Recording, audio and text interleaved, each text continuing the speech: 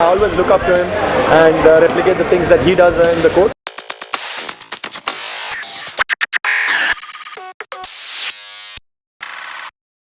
Hi Naqqash, thank you so much for giving me the time. Thank you for having me on your show. All right, Naqqash, you just played a very competitive match. You're playing the national selection tournament. What are your thoughts on the tournament as such to start with? Well, to start with, it's always good to play among the best, and first of all, to be picked to be playing in this tournament, it's itself an honor. And as a player, you always want competitive games, and this tournament assures you that. Pretty much every game has been neck to neck. It's been skin to skin. It's never been over till the last pair or the last ball.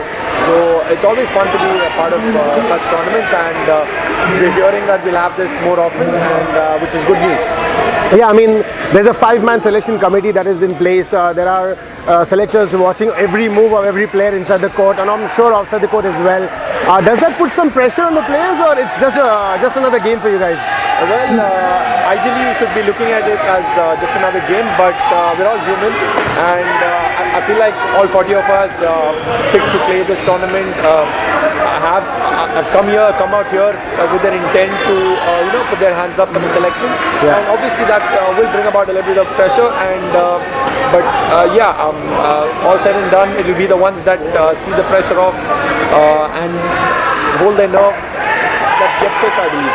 Alright, now you made your debut for the UAE Indoor team in the last tournament, the Tri-Series that happened in Insportz.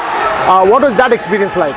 Well, I was fortunate enough to be picked for that Tri-Series, and yes, it was just overwhelming, and I happened to play the first game as well, so which was which helped me ease my nerves. But yeah, that helps. It was a great experience, rubbing shoulders with some of the players who've already been up there, played the best of tournaments, and talking to them, being amongst the best players in the country itself, you learn a lot. Now, coming from a very legendary cricketing family, was there any pressure on you when you were making debut, or it was? I'm sure there would have been some butterflies, I'm sure. Yes, it's just one more box ticked, I believe. Well, yes, like you said, a lot of history in the family. A lot of players representing much higher levels, yes, which is always an honor. But yes, I feel like that is added pressure on you. But anyways, you got to live with it. I've been living with it for quite some time now.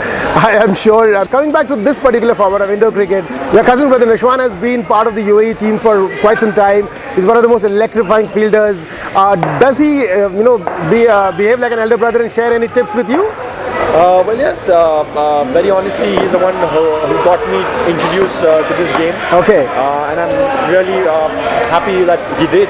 And yes, he's always been an elder brother, taking care of me, giving me the best of advices. And I feel like I've learned more from him than anybody else. So yeah, I always look up to him and replicate the things that he does in the court, which is quite electrifying, like you mentioned. Oh, you do. We all have seen those live matches, and people who are going to be watching so many more matches of yours.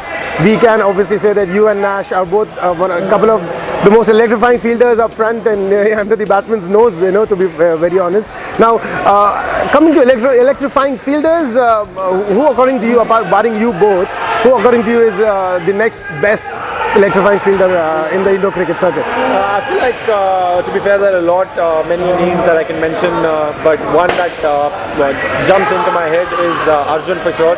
Yeah. It's not just about his fielding, it's just the charisma that he carries around and the energy that he holds in the court, which is quite phenomenal. I mean, you could be in any sort of situation, but the guy never drops his energy, and that's something to learn from. And the way the game is set up, it's never over. You could always make a comeback. Absolutely. And yeah, fielders like that or team members like that always help. Absolutely. Now, before I take leave from you and let you go, obviously this has been a very long interview. I wanted to check with you. Are there any special plans or preparations from your side for this tournament? And if selected, are we going to be seeing anything new coming up from NAC? Well, nothing really. I mean, coming into this tournament, it was just about sticking to whatever has got me here. Well, that's something that I've told my team as well. Like, we're all here for a reason because we've done something consistently over a period of time. Absolutely. So there's no point changing it overnight. And they'll never. I mean, you'll make tweaks in your game to better it, but it's never going to be overnight.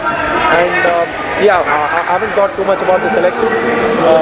Just try and take it game by game. Well, play the best I can every game.